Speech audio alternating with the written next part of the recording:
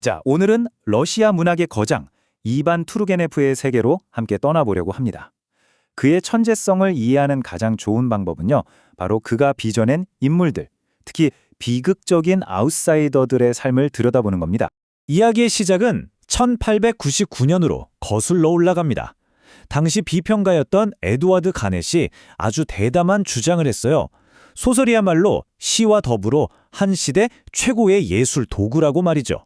네, 바로 이 최고의 예술적 도구로서의 소설, 이 개념이 오늘 우리가 나눌 이야기의 핵심적인 출발점이 됩니다. 보통 우리가 소설이라고 하면 그냥 재미있는 이야기책 정도로 생각하기 쉽잖아요. 뭐 한가할 때 시간 보내기 좋은 오락거리. 그런데 가넷은 정반대로 생각했어요.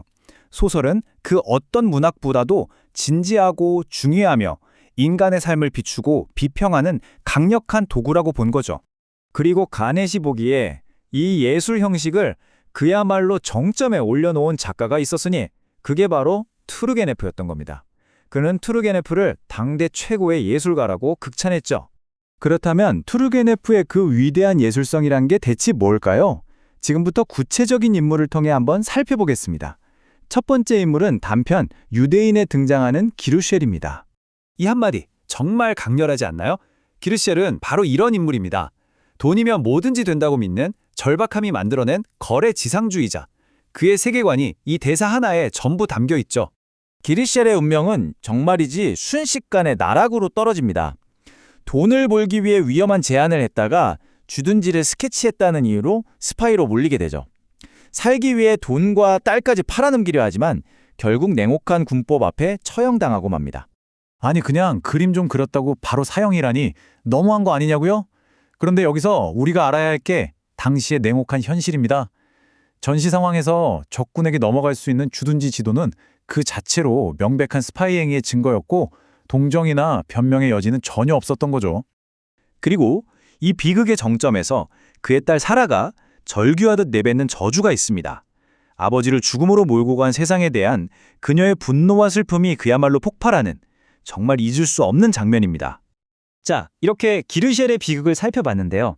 그럼 이제 투르게네프가 창조한 또 다른 아웃사이더, 수산나를 만나보겠습니다.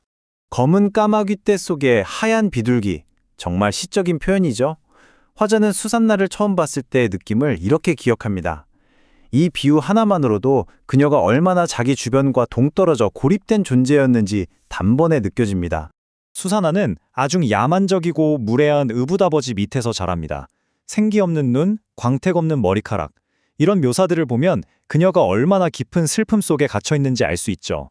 말 그대로 자디집에서조차 추방당한 이방인이었던 셈입니다. 그녀가 겪는 학대가 어떤 수준이었는지는 의붓아버지 라치의 이 말 한마디에서 아주 적나라하게 드러납니다. 그녀의 영혼이 담긴 피아노 연주를 그저 시끄러운 소음 취급하며 조롱하는 거죠. 하지만 바로 그 순간 이 야만적인 조롱과 완벽하게 대비되는 장면이 펼쳐집니다. 화자는 수산나의 연주를 듣고 그 아름다움에 압도되어 황홀경에 빠지죠. 그녀의 재능이 얼마나 위대했는지 그리고 그 재능이 얼마나 이해받지 못했는지를 극명하게 보여주는 대목입니다. 하지만 수산하나가 그저 당하기만 하는 연약한 인물일까요? 절대 그렇지 않습니다. 그녀는 내면에 조용한 위험과 불타는 증오를 품고 있었고 마침내 그 힘으로 자신을 억압하던 의붓 아버지를 두려움에 떨게 만듭니다. 그녀의 비극 속에 숨겨진 강인함이 드러나는 순간이죠. 자, 지금까지 기르쉘과 수산나 두 인물의 이야기를 살펴봤습니다. 이제 한 걸음 물러나서 이 두 비극을 통해 투르게네프가 정말로 말하고 싶었던 게 뭔지 한번 들여다보죠. 이 표를 보시면 둘의 공통점이 한눈에 들어오죠. 기르쉘은 유대인이라는 이유로, 수산나는 유대인 혈통의 의붓딸이라는 이유로 사회와 가족으로부터 소외됩니다. 둘 다 자신의 힘으로는 어쩔 수 없는 환경에 갇혀 비극을 맞이하는 비극적 아웃사이더인 셈입니다. 결국 이겁니다. 투르게네프의 위대함은 바로 여기에 있어요. 그는 기르쉘과 수산나라는 개인의 비극을 통해서 그들을 벼랑 끝으로 내몬 무자비한 사회와 시대를 고발합니다. 이들의 이야기는 단순한 개인사가 아니라 그 시대의 거울인 거죠. 자, 그럼 이제 마지막으로 투르게네프라는 작가 자체에 대해 다시 한번 생각해 보면서 이야기를 정리해 보겠습니다. 다시 한번 에드워드 가넷의 평가로 돌아와 보겠습니다. 이 말이 투르게네프 예술의 정수를 꿰뚫고 있는 것 같아요. 그는 자신의 소설을 통해 당대 사회의 맨얼굴과 그 시대가 개인에게 가하는 압력을 누구보다도 생생하게 포착해냈습니다. 그리고 이게 바로 핵심입니다. 그는 기르쉘이나 수산나처럼 아주 구체적이고 지극히 개인적인 인물들의 비극을 통해서 시대와 장소를 초월하는 우리 모두의 이야기, 즉 인간 조건이라는 보편적인 진실을 드러내는 거죠.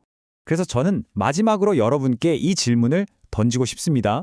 19세기의 모순을 꿰뚫어본 투르게네프의 날카로운 시선은 과연 오늘 우리가 살고 있는 이 시대를 성찰하는데 어떤 영감을 줄 수 있을까요? 그의 작품은 여전히 우리에게 많은 것을 묻고 있습니다.